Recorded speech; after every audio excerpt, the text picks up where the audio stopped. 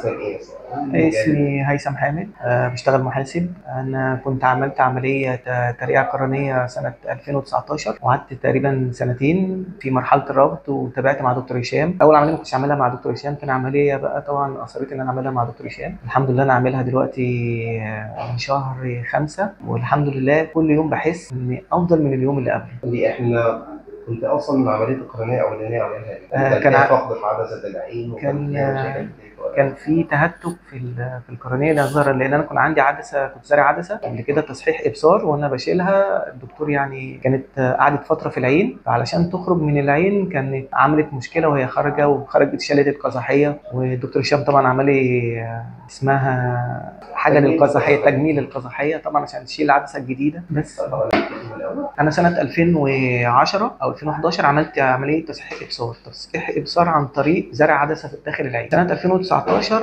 العدسه حصل فيها مشكله، وكان اضطريت ان انا اشيلها. لما شلتها كان بقى لها فتره كبيره جدا في العين، فعلشان تتشال من العين كنت عاملها مع دكتور، فشال وهو بيشيلها عمل تهتك في القرنيه، فعملت زرعه قرنيه في 2019، وحصل فيها ربط في خلال سنتين يعني. فتاني مره عملتها مع دكتور هشام شهر 5 2025، وكل يوم بحس بأحسن من اليوم اللي قبله. جميل يا هيثم. هو هيثم المشكله اللي حصلت ان هو كان عامل زرع قرنيه سابق، واضح ان كان في بعض المضاعفات نتيجه العدسه.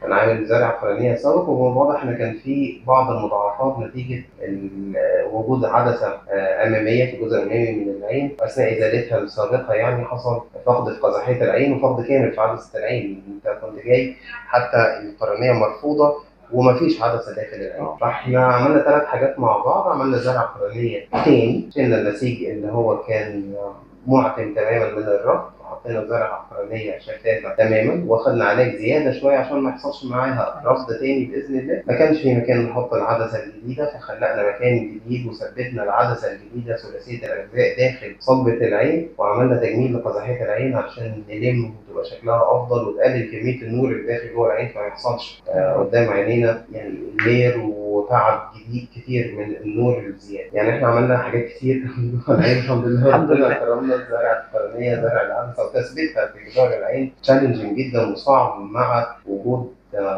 اثناء زرع القرنيه العين بتكون متعريه ومفتوحه، وتجميل القزحين. بقى لنا كده 3 شهور تقريبا. من شهر شايفين 5. ازاي دلوقتي؟ لا، كل يوم افضل من اليوم اللي قبله، والحمد لله الحمد لله. يعني انا حاسس بفرق جامد جدا جدا، كل يوم بحس بفرق اكتر من اليوم اللي قبله. انت بتقولي محاسب قادر تشتغل؟ الحمد لله.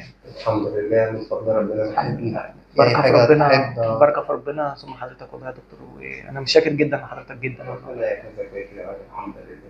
شكرا تسلم جزيلا.